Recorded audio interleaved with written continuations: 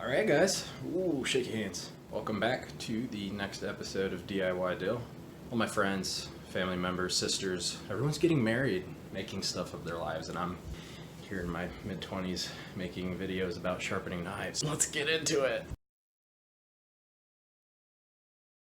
I went on Amazon and found this knife set for like 55 bucks. Didn't have very high expectations for the price point, but I figured why not? Off the bat, they're pretty nice, pretty decent quality. The chef's knife was really the biggest thing I was looking for. I've already used this one.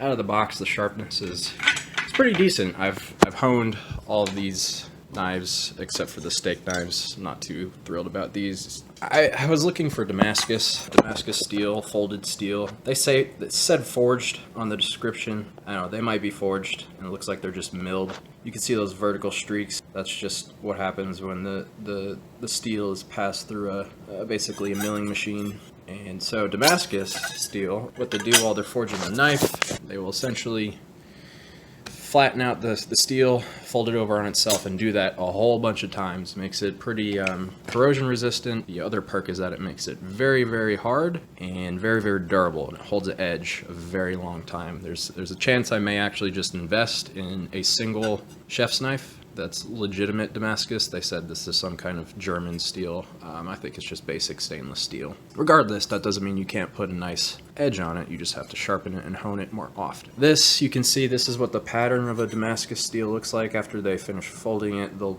dip the blade in I think some kind of acid, and it exposes each fold mark. This, after looking a little bit closer, yeah, you can definitely see they're just laser etched into, so it's really more of just a decorative design at this point. We're gonna do some tests, tomato tests. They say that if you can essentially just take the weight of the knife with gravity alone, rest it against a tomato starting at the base of the blade, and you just draw it back. It should cut all the way through the tomato before the stroke is complete. Otherwise you have a dull knife, or not as sharp as it could be. So we'll do that test. May compare it to my old blade. This one has seen some stuff. So we'll do the tomato test with this knife. We'll do it on this knife before the sharpening, and then we'll do it again after I've sharpened it. A dull knife in the kitchen makes for more accidents, so we're here to fix that. I have to go to Lowe's, only place that's open today that has the kind of sanding stone that I would like to get. May get one, may get two, get a wet sanding stone, see what we can do with these blades. Walking into the dark, great exposure, there we go, it's a little bit better. And I'm filming in landscape this time, not portrait. The last video you saw that it was like this, and there was giant black bars on the side of the video. It makes it just wonderful to look on a phone or any other screen. Okay, let's go to Lowe's and get a sharpener. Alright guys, we are here at Lowe's. Probably not going to record a whole lot inside because I'm not comfortable in public places and strangers. Okay, bye! These are the ones we're looking for. This would be the Arkansas stone. I will go ahead and also get this diamond one for the fine stone. Alright guys, I got the Arkansas stone. This will be the primary whetstone. I don't know what grit it is, it doesn't say. I got the other diamond combination sharpener, really just for the fine side, so we'll probably hit the knife on the fine side after the Arkansas stone. Got some 3-in-1 oil, not food safe, but we'll obviously be washing the knives when we're done. We're supposed to use some kind of lubricant when using whetstones. They make specific honing oil, but they said that 3-in-1 gets the job done. So I'll see you back at home.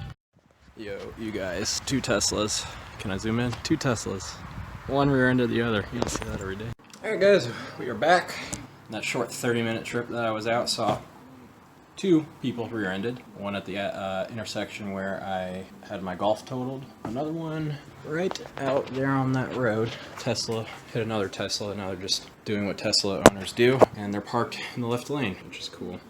So people have been honking for the past, I don't know, 20 minutes as they drive past them. Anyway, we are back. We've got our Arkansas stone, diamond stone for the fine, I guess, follow-up, we'll call it. Some lubrication for the actual sharpening.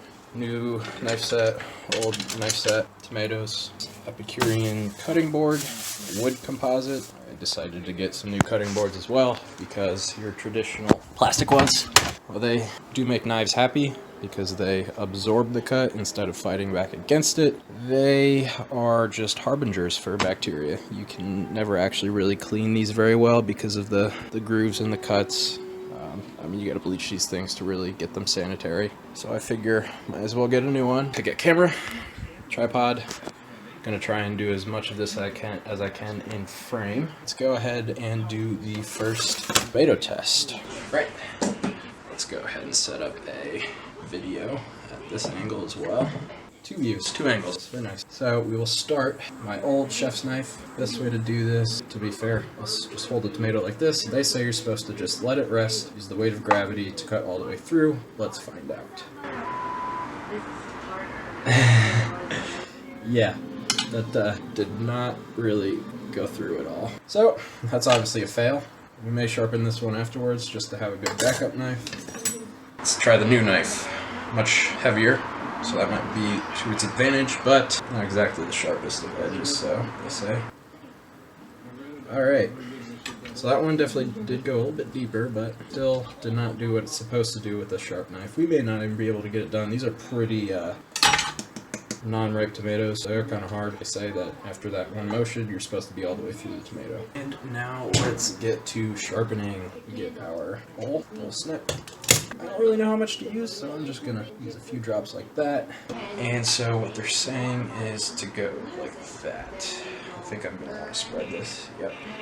Spread that first. Yes.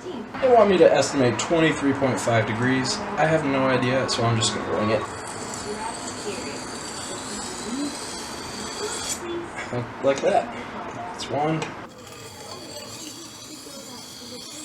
2, 3, 4, 5 strokes. First inspection. Kind of hard to tell if that did anything. Let's do the other side and find out. Other side is going to be trickier because I'm not a lefty. Alright, what we got here? It looks, yeah, that's a lot sharper. Let's break out the diamond. It drops. Spread it. Oh wow, yeah. It feels like a cat's tongue. Yeah. That sounds wonderful.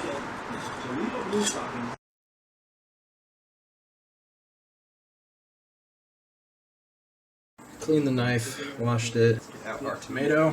Let's see how we do this time. Let it. Alright, I don't think we're making it all the way through this tomato.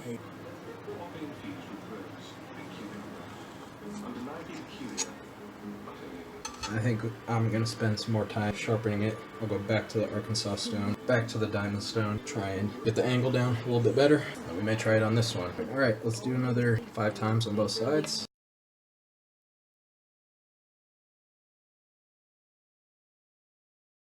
Alright, let's use the bottom surface this time. Okay. Well, that's a lot better. That's pretty consistent as it was last time, but 1, 3, 4 total slices. I think we can get better than that. I think we can.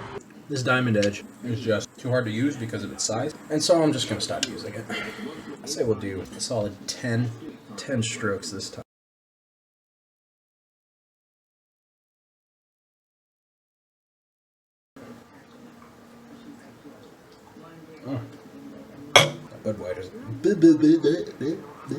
Budweiser tastes a lot better than it usually does. That's strange.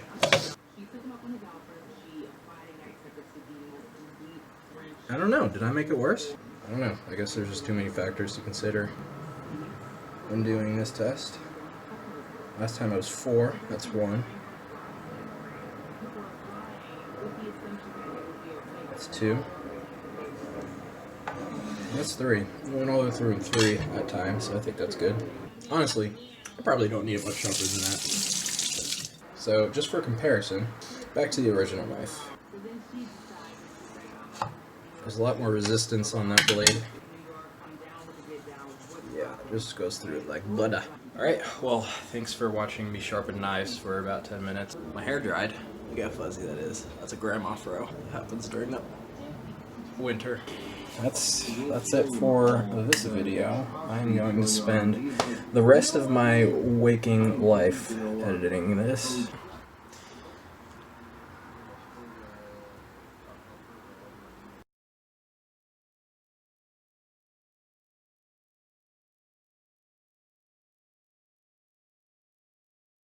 Get a job, asshole!